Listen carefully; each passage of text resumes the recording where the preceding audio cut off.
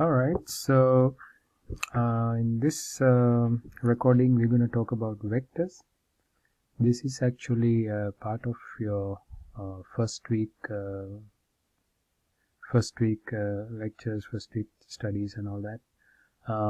We will be using vectors throughout the semester. The knowledge of vectors are needed throughout, especially in chapter 3 when it comes to projectiles. We will be talking about this again.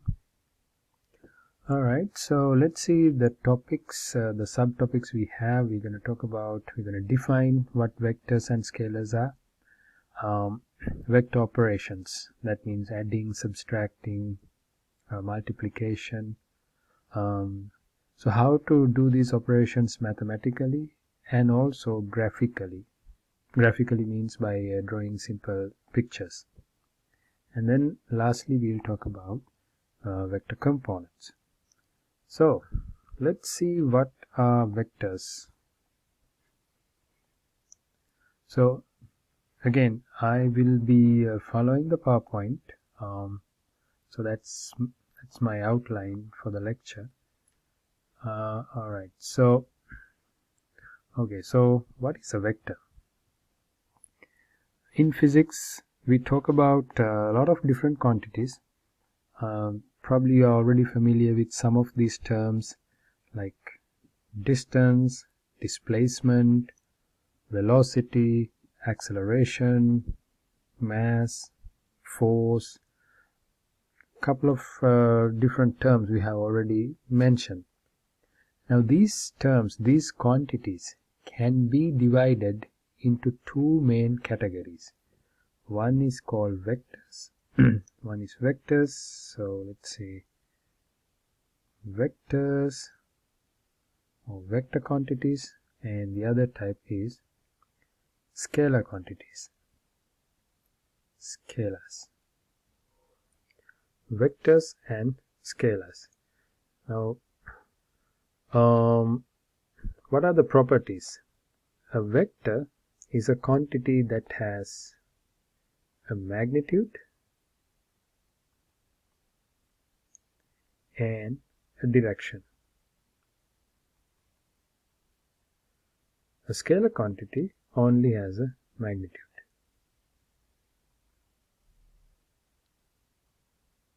You don't have to worry about the direction of the scalar quantity. We don't define a direction for a scalar. Alright, so let's think about some examples so it will make more sense to you. Vector examples. A simple one is velocity. Now when we say velocity, we need to say what's the magnitude of the velocity, how fast we are going. 10 meters per second. What's the direction we are going, right? So magnitude and direction both. So 10 meters per second, you can either put an arrow, or you can say to the right, or you can say in the positive x direction. So there's so many ways to express the direction. Either way, when it comes to a vector, we have to mention the magnitude and the direction. An example for scalars, for an example, speed. How fast somebody is moving, we can say 10 meters per second, but we don't have to mention the direction. That's the thing about scalars, right? Alright, so if you go back to the PowerPoint, there's a picture. It's actually a radar screen. Air traffic controllers use this all the time. So think about the data that appears on it. You're looking at a flight. You're looking at the speed it's going at, its altitude, its direction, a lot of information. But when it comes to things like velocity, if it only shows the direction without telling you the magnitude, it's not that useful. Also, if it only tells you the how fast it's going without telling you the direction, that's not useful either, right? So certain information you have to mention the magnitude and direction both. So those are vectors. things that you don't need the direction goes as scalars. So let's think about few more examples for vectors and scalars. So vectors, we have velocity, I already mentioned. Acceleration is a vector. Force is a vector measured in newtons. We will come to this later. Displacement is a vector. Now on the other hand, when it comes to scalars, we have speed, we have mass. Mass is a scalar.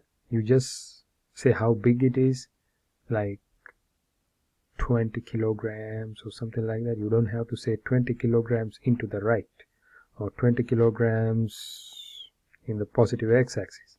Doesn't make any sense, right? Another example, temperature. For an example, you can say body temperature is 37 Celsius. You don't mention the direction, right? So vectors and scalars. Physics, quantities that we see in physics can be divided into vectors and scalars. Now how do we represent them mathematically? What we do is the vector representation.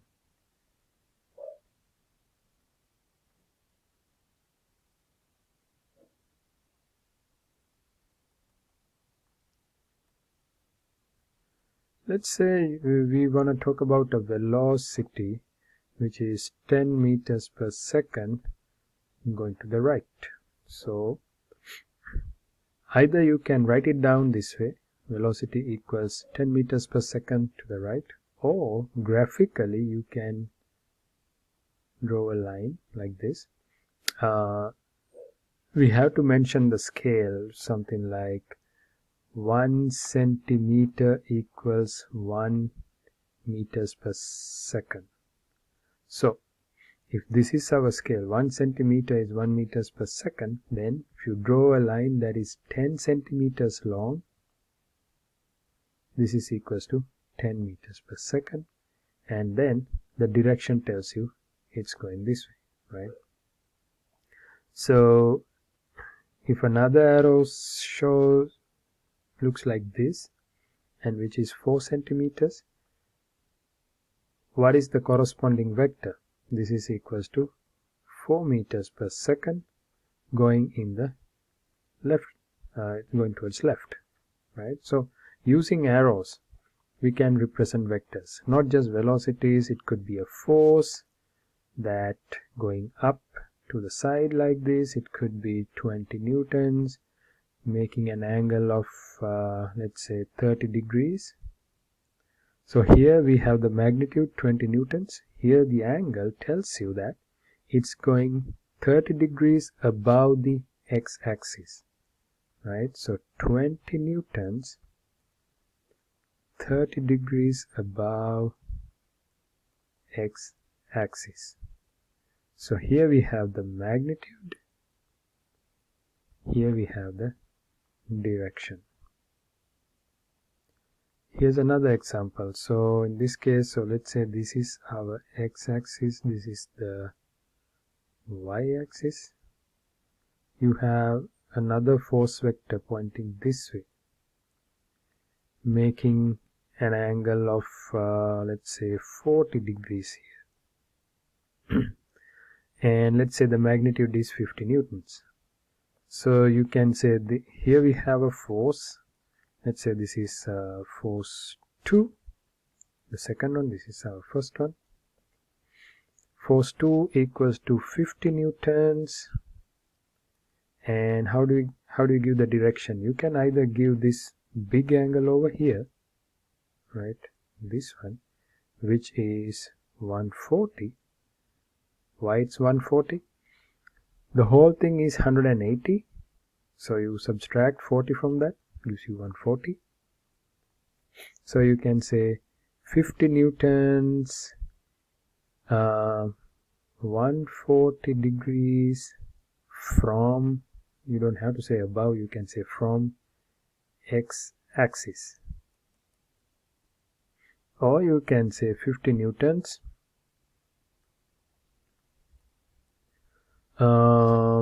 We can say 40 degrees above negative x-axis. Means the same thing. In this case, you are measuring it from the negative side and going up, right?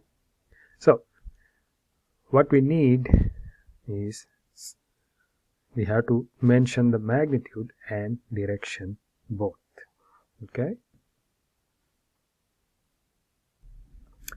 Okay, so the next thing I want to discuss is some simple vector operations, adding, subtracting, maybe multiplying vectors. Alright, so let me go ahead and clear this page.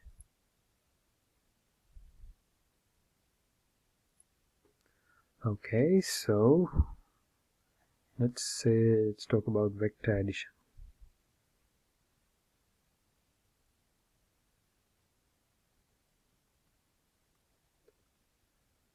Let's say we have two vectors. For an example, let's think about two force vectors.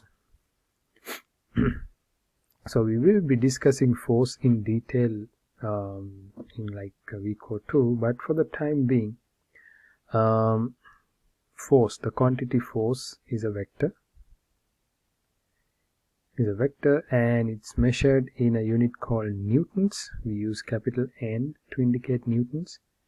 So for an example, this is, if I say 10 newtons, this is 10 newtons to the right.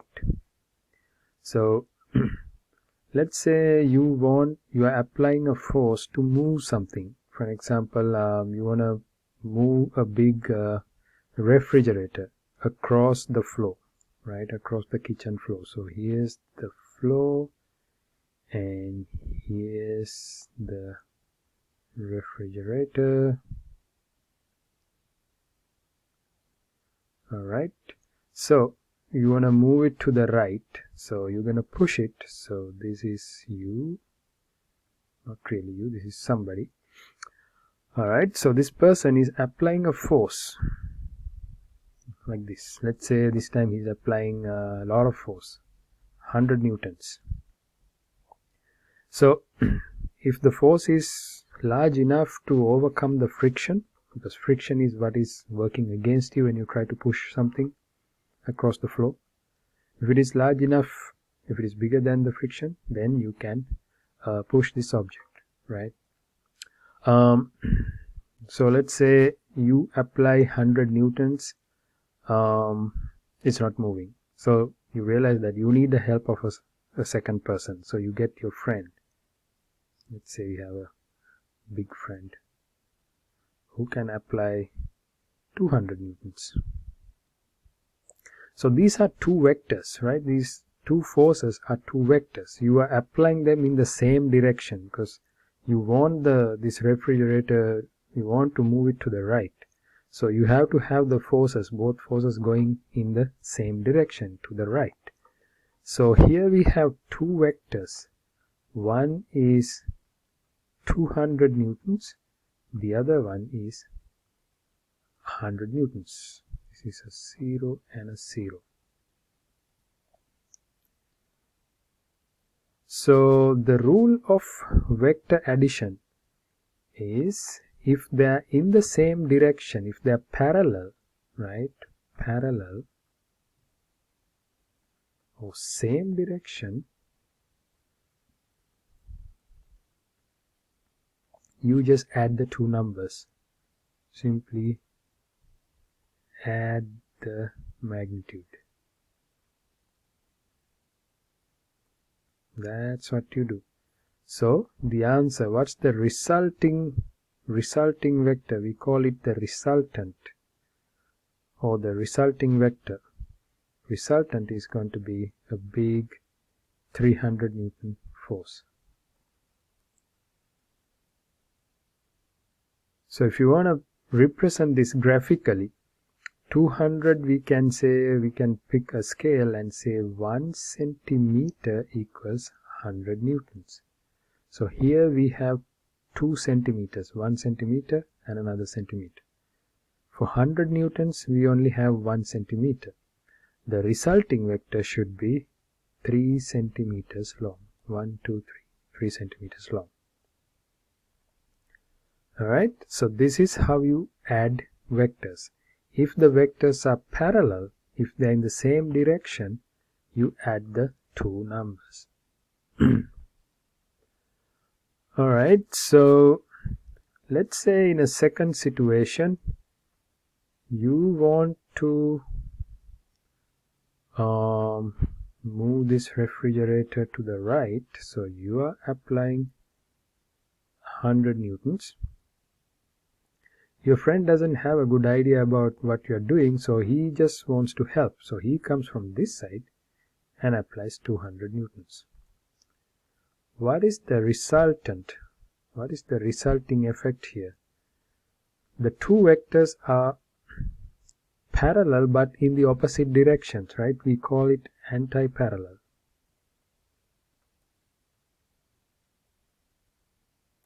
They are in opposite directions. One going this way 100, the other one is going this way 200 newtons. What's the resultant? If they are in the opposite directions, when you add them, what you do is you actually subtract one from the other. If they are in the opposite directions but still parallel, you subtract them. So now we have to decide on which side is positive, which side is negative. Now the standard is we take this direction to the right as the positive direction, the positive x direction. So if a vector is in this positive x direction, we say it's a positive vector. If a vector lies on the other direction, opposite to that, we say it's a negative vector. So therefore, we have 100 newtons positive minus 200 newtons gives you equals to negative 100 newtons. So that means the answer is in the negative x direction. So actually, sorry about that. So the answer is negative 100 newtons. That means it's moving. The net result is 100 newtons in the negative direction or to the left. Okay, so that's the rule. If the two vectors are in the same direction, so if I summarize all that here in this little box area, same direction, add the numbers. Opposite direction, subtract. So I would say add, right?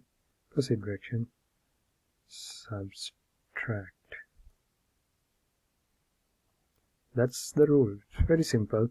As long as vectors are parallel, you can either add them or subtract them. Alright. Okay, so moving on to more examples. So I'm going to go ahead and erase this real quick. Okay, so we talk about adding vectors. In the same direction, you add them. Not here, let me draw it here. If they are in the opposite direction, you subtract them, right? What if the vectors are not parallel or anti-parallel, but they have an angle between them? For an example, let's say here we have one vector going this way, and here there's another vector going up. What's the resultant of two vectors like this? Now let's talk about a special case. The vectors are perpendicular.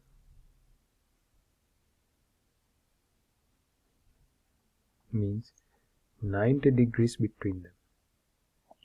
Now this is again rather simple compared to other angles that are other than 90 degrees, right? So this is a special case but easy to work with. Let's think about an example. Let's say there's a lake, right? So here's a lake and there's some floating object. So this is the lake, and you're gonna pull this. So you have a speedboat. So this is your speedboat. You're gonna pull it this way, and then your friend also has a speedboat. He also comes in. He's also helping you.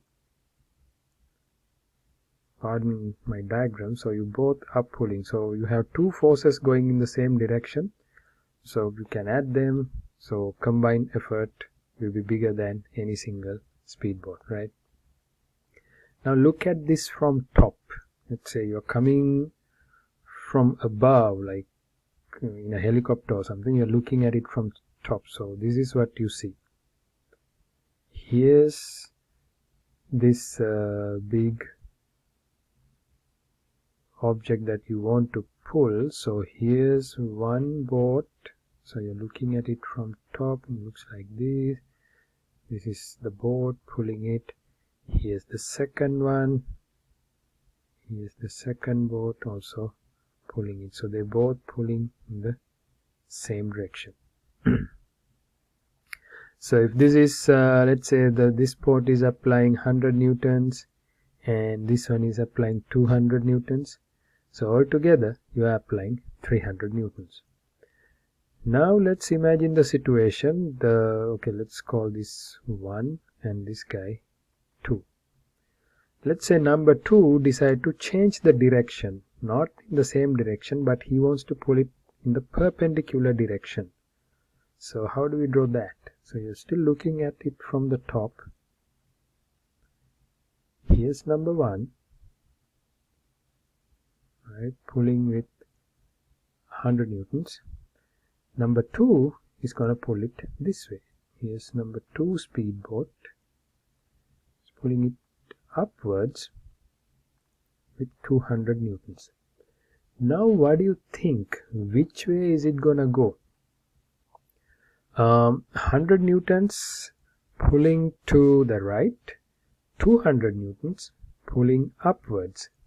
As a result, because of these two vectors, as a result, the object is going to move in some direction between these x and y directions, right? So it's going to go some direction like this. Actually, if you think about it, it will go more closer towards the 200 side because that's a bigger force. So without the diagram, I'm just going to draw, without all this additional information, the boat and the floating object, I'm just going to draw the two vectors. So this big mass, or whatever it is, the floating object, I'm going to represent it using a little point. And then I have 100 newtons going this way, and I have 200 newtons, twice bigger, going up. How do we find the total of two forces which are perpendicular? So here we mark 90 degrees. This sign tells you that this is 90 degrees perpendicular. Okay, so there are a couple of different ways to do that. If the two vectors are perpendicular, we can graphically find the answer by drawing a picture which is not that accurate. Accuracy depends on how accurate you draw the diagram. Or we can do some simple math and find the answer, right? So what we're going to do is, first let's try mathematically, okay? So let me erase this and make some space.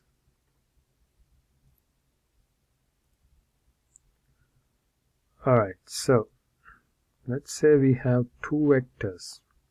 Instead of numbers, let's just give them some letters. So here, let's call it vector 1.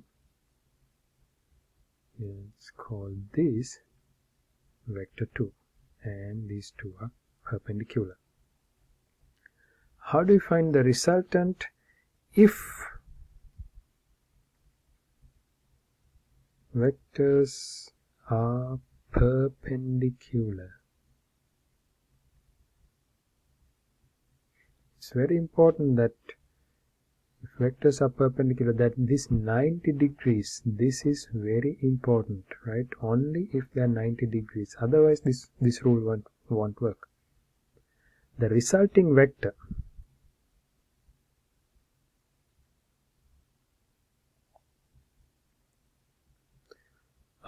let's call it R, the resulting vector. And when it comes to vectors, it's like a standard, it's a tradition that we put a little hat on the top to say that these are vectors. R is equals to v1 squared plus v2 squared square root. This is called Pythagoras theorem or Pythagorean theorem. The square of the first vector plus the square of the second vector square root. That's the magnitude of the resulting vector. Alright. Okay, now you know how to find the magnitude. If the two vectors are perpendicular, you take the sum of squares and take the square root. That gives you the resulting vector. Now, we know that when it comes to vectors, we need the magnitude plus we need the direction. So how do you find the direction? Now in this diagram, we have a general idea which way it's going. But how do we exactly mark the direction? What we do is, we're gonna replace this v1 over here using dotted lines. So the same length. And we're gonna replace this v2 over here using dotted lines. And then we connect this starting point to this opposite diagonal point. Straight line. This is your vector R, right? So now we have an idea which way it's going. But how do we find that exactly? How we need to give this angle over here, this angle right here. Let's call it theta. So if I redraw this diagram, we have this R going up. This is the x-axis, right? I have placed this v1 along the x-axis. So this is our x-axis. So this angle over here is the direction, is the angle it makes with the x-axis. So if I can find this theta, then my answer is complete. I have the magnitude is here, and direction is here.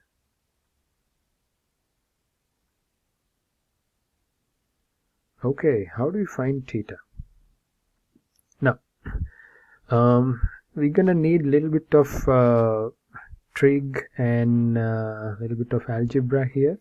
It's pretty simple. I will explain to you how to do that. So let's go back to the original two vectors. v1, which is on x-axis, and then we have v2, which is on y-axis,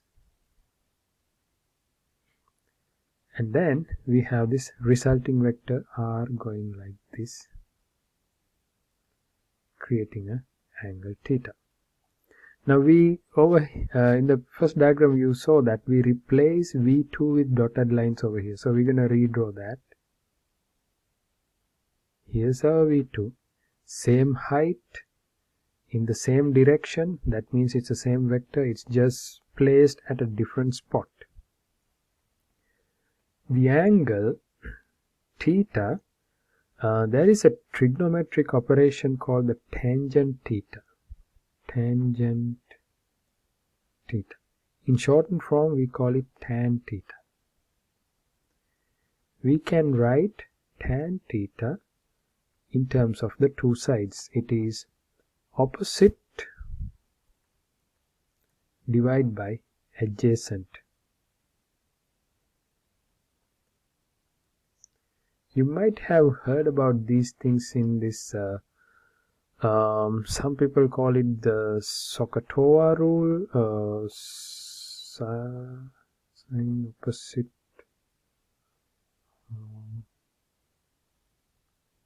cosine,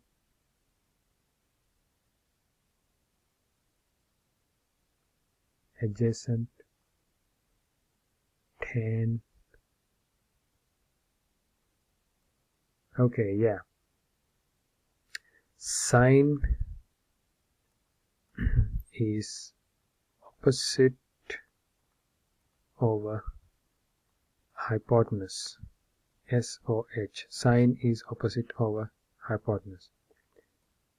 Cosine is adjacent over hypotenuse. Cosine, adjacent, hypotenuse. Tangent, opposite over adjacent. Alright, so this is something you need to know. You might have learned this before.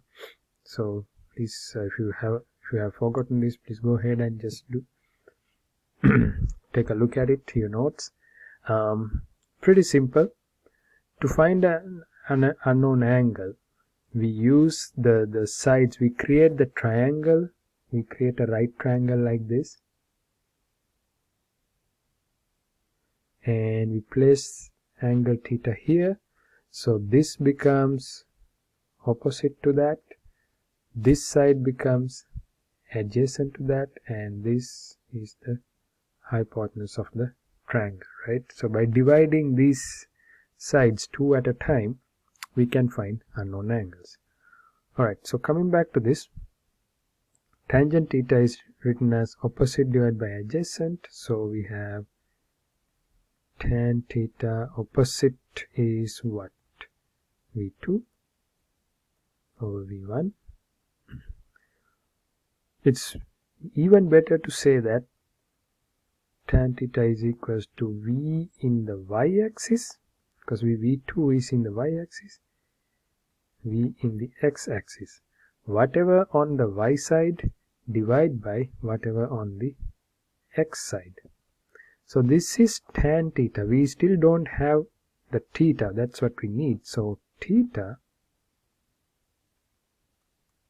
we have to bring this tangent to the other side. We have to leave only theta on the left hand side. So theta equals tangent inverse Vy over Vx. So how do you find this answer? You take your calculator and press tangent inverse. Most of the time it's shift tan, with the shift button and tan. Sometimes it's like the blue color button and tan. So that makes it tan inverse or tan minus 1. And then within bracket you divide the two sides. You get the theta answer. Okay, let's take a look at an example. Alright, so I'm gonna go ahead and erase these notes. Okay, so let's work on an example. Let's say you have two forces. Let's say we have these can be velocity vectors also, right? Doesn't need to be force. Let's say two velocities. So one person is pulling to the side with a speed of velocity of 3 meters per second, and so here's this object, the tiny little mass here. So one person is pulling it to the right with a speed of velocity of 3 meters per second, and the second person is trying to pull it up, so in the y direction. Oops, that didn't look like a good y direction, so let me erase that.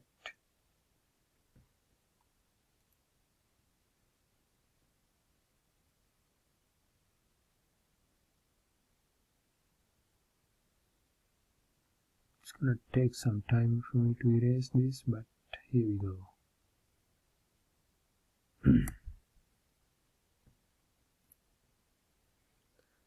Alright, so what we need is a straight line going up.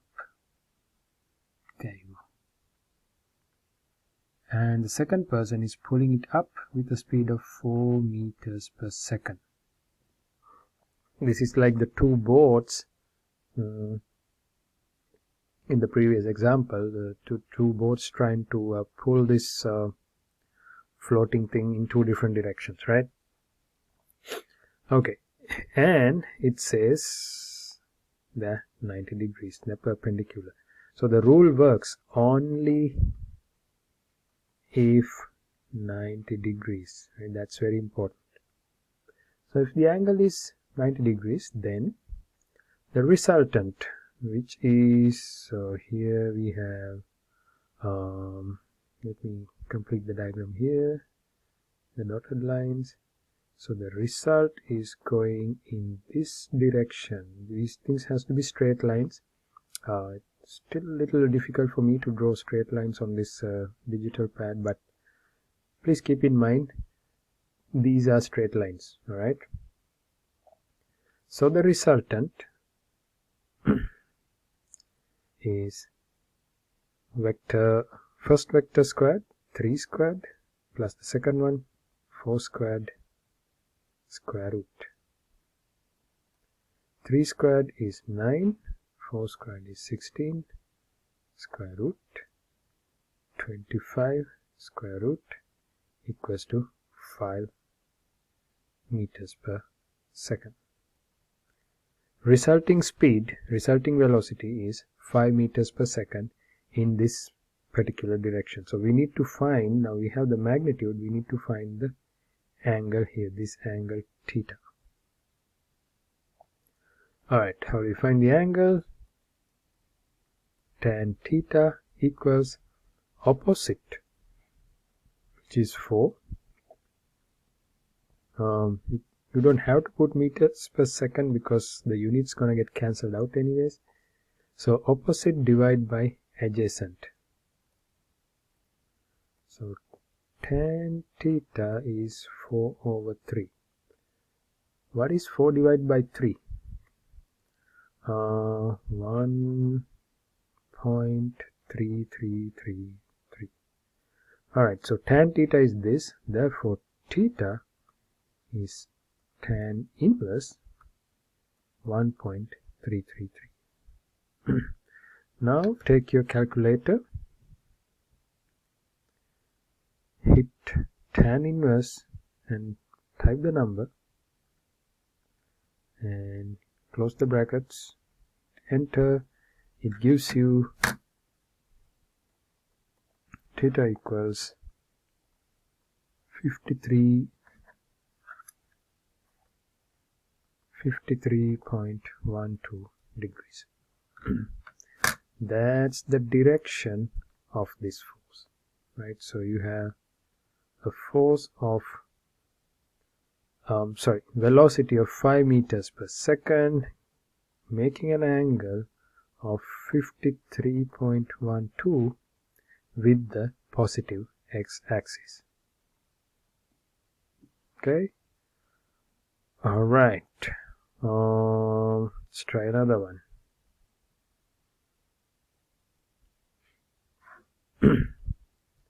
This time let's take two forces, and this time let's say one going this way and one going, oops, again I made the same mistake.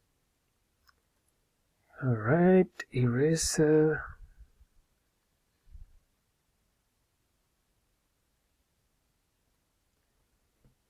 The other one is going up, straight up.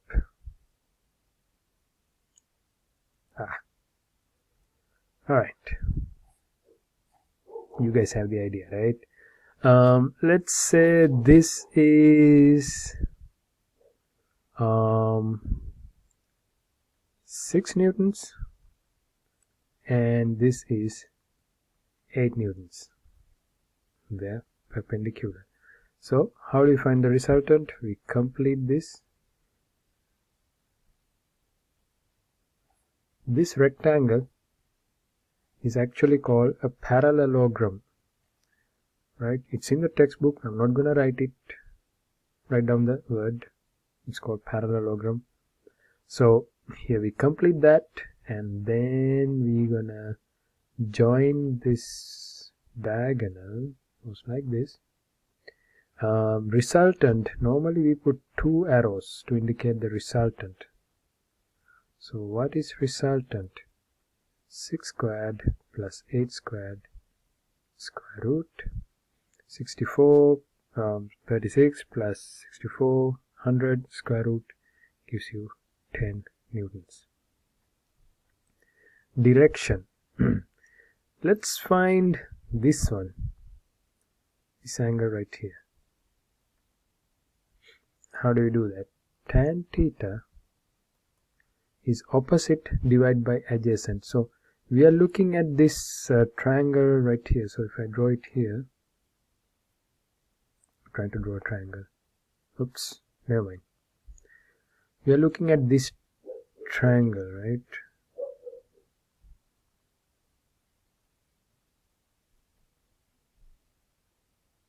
This triangle right here.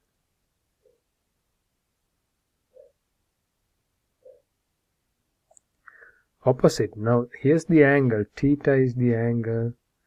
Opposite to that we have 8. Adjacent to that, adjacent to the angle, we have 6. So tan theta is 8 divided by 6 is 1.20. Get the same number actually. It's not a coincidence. Later you'll see why I'm getting the same 1.33 like the previous example. So I know theta is gonna be, I just plugged tan inverse, I know it's gonna be 53.12.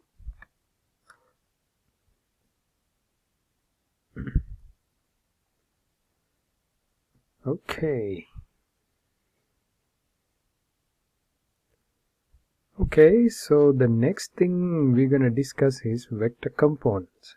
So let me go ahead and clear this out. Alright, so vector components.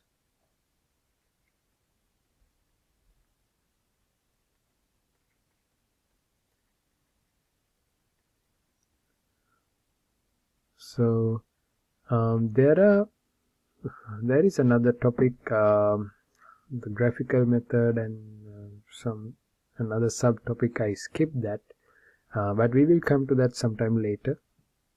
For the time being, let's jump to the last one, components. So what is components? So let's say you have a vector.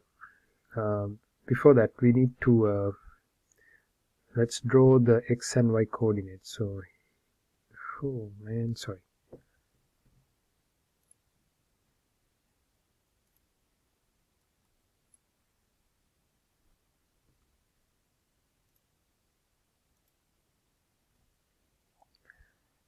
so y-axis straight down. Oops.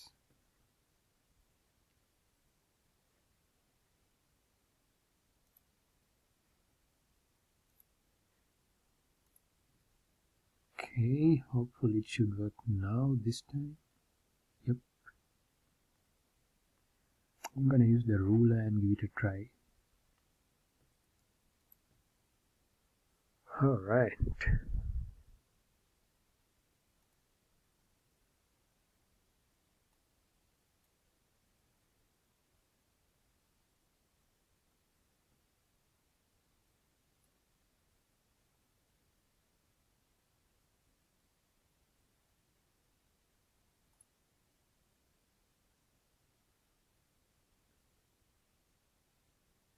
Here's the y-axis. Okay. and here's the x-axis. How about that? Alright, so we can have vectors sitting on the x-axis, like something moving to the right. So for an example, this vector 30 newtons is to the right, or positive x-axis. This one 20 newtons in the positive y-axis. This one, let's say this is also 20 newtons in the negative x-axis. This one, let's say this is 25 newtons in the negative y-axis.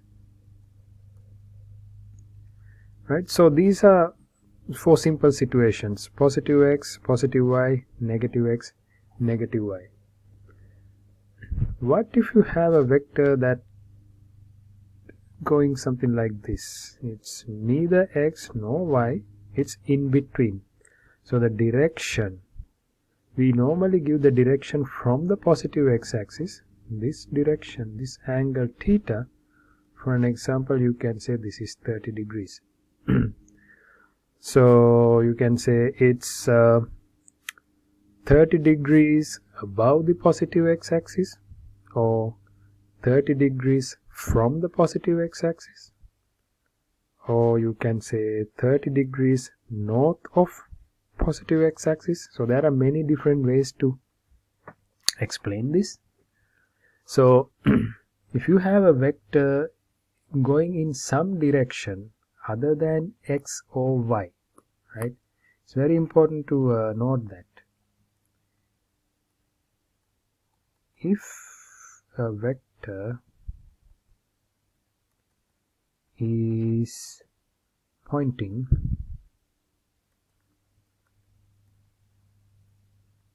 a direction other than x or y, it can be positive x, positive y, negative y. So if the direction is something other than this, then we can divide the vector, or we can break it, we can split it. Split the vector into components. If it is some direction other than x or y, right, then we can split it. So this is very important. It's important to know that we don't split vectors if they are in the x or y axis, right? If a vector is in the x-axis, we don't do anything to that. If it is in the y-axis, we don't change it. But for the ease of study, to make things simple, if it is on a different angle, something other than, now x-axis means 0 degrees, right? Y-axis means 90 degrees. Negative x-axis 180 degrees. Negative y-axis 270 degrees. If it is other than any of these, like 30, 45, 60, 95, 120, any of those angles, we're going to split the vector to analyze it, to work with it. We're going to split it into its components. So let's see how to do that. So let me go ahead and erase the page one more time. Okay, so let's say we have a force vector which is pointing this way. So I'm going to label it as F. So this is your x-axis, right? Positive x-axis, and going up is your positive y-axis. So let's say this F, the force, is making some theta angle, some arbitrary angle with the x-axis. So what we need is to split this into its components. As I said before, any vector that has that does not sit on x or y axis, we can split them. So how do we do that? Let me try taking a different color.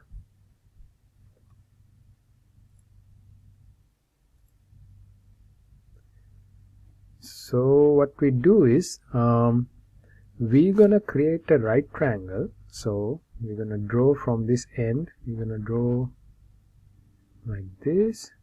So this side, we call this piece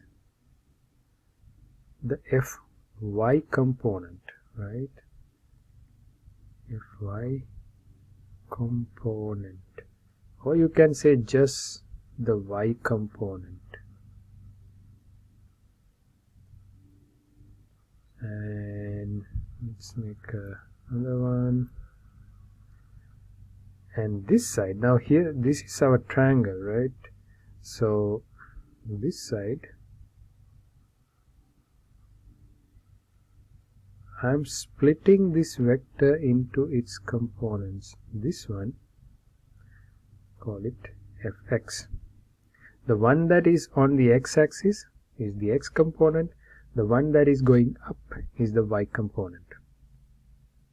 So here Fx, or just the x component. So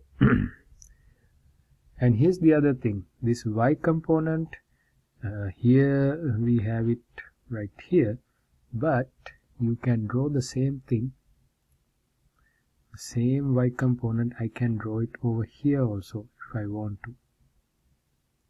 It doesn't make any difference. Now I'm gonna redraw these two. So I'm just gonna use the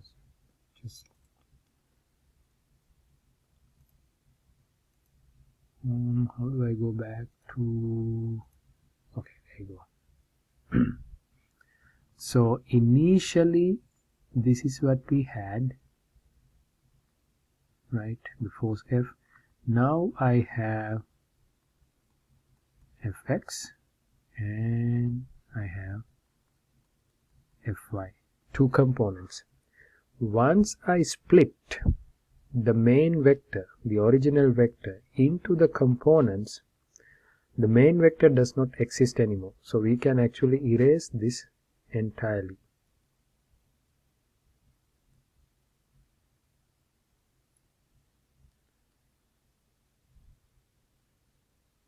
So once we split the vector, now all we have is the two components. One is on the y-axis, one is on the x-axis. Together they make the main vector again, right? So how do we find them? So the angle, this angle is important. So let's get back the marker pen. This angle is important, this one right here. We say Fx is equals to F times cosine theta. Fy is equals to F times sine theta. So this is something really, really important. This relationship you need to remember. We will be using this again and again in many places. How to divide a vector into the components. So one more time. You have the main vector, which is F, and its component on the x-axis, or you can say its projection to the x-axis, comes with cosine. You multiply the main vector with cosine theta, cosine of the angle, you get the x component. You multiply the main vector with the sine of the angle, you get y component. Okay, so let's try an example real quick. Okay, so let's try an example. Let's say we have excuse me, we have a force. Say this force is 100 newtons, and let's say it's making 30 degrees with the x-axis. 100 newtons, 30 degrees with positive x. So we need to find the two components. So what do? We complete this triangle and we call this one fx, and one that goes up, I'm gonna draw it over here, right? It's same, this is same as the dotted lines on the side, right? Call this fy, and fx is the force that is 100 times cosine 30. Fy is 100 times sine 30. Now how do you find it? You take the calculator. What is cosine 30? This is 100 multiplied by cosine 30. So you hit cosine 30, close the bracket. The answer is 0.866. 100 multiplied by 0.866, which is equals to 86.6 newtons. So the X force is 86.6 newtons. 100 times sine 30. Plug the numbers into the calculator. You see the answer is 0.5. So 50 newtons. So we have an X component of 86.6 newtons and a Y component of 50 newtons. Once we split the main vector into the components, the main vector does not exist. So once you do this, you have two perpendicular vectors, but the 100 is not in this picture, right? It's just the two components. Now what's the idea of these components? You can go back to using this 50 and 86.6. You can recreate the original vector if you want to, right? The original one comes like this. How do you find it? You can go back by doing this. Resultant 86.6 squared plus 50 squared, right? Square root. So go ahead and try that. 86.6 squared plus 50 squared equals this,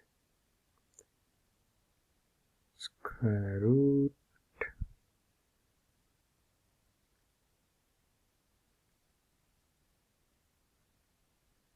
gives me 99.9999. that means it is almost back to 100 newtons. Excuse me. So that's how you split a vector into components. So let's try another example real quick. So let me go ahead and erase all this.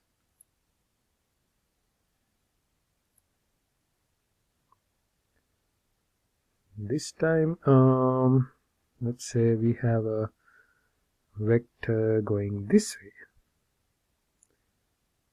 Right, let's say this is a velocity vector. Let's say velocity is 30 meters per second.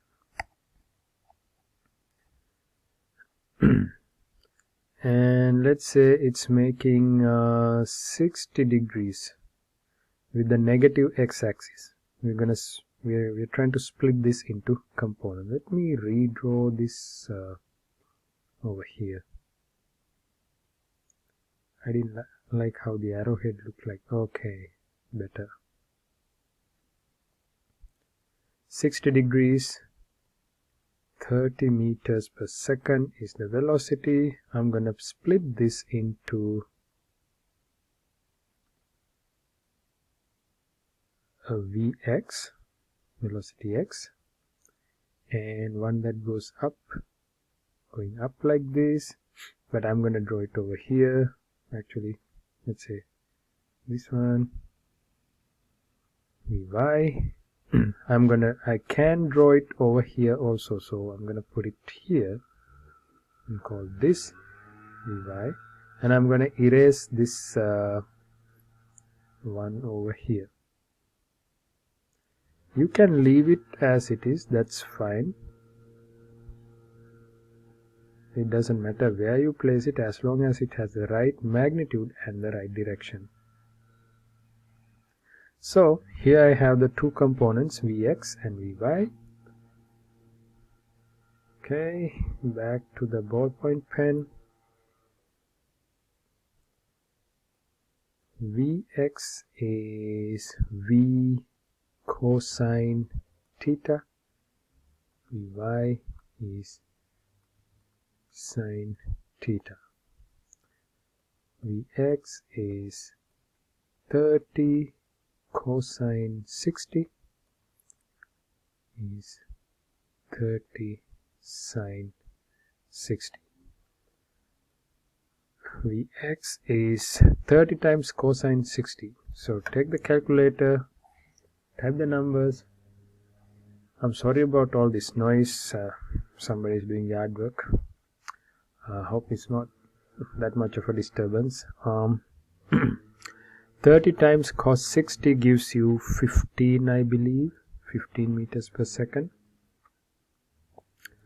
Vy, 30 times sine 60, let's see, 30 multiplied by sine 60 equals 25.98.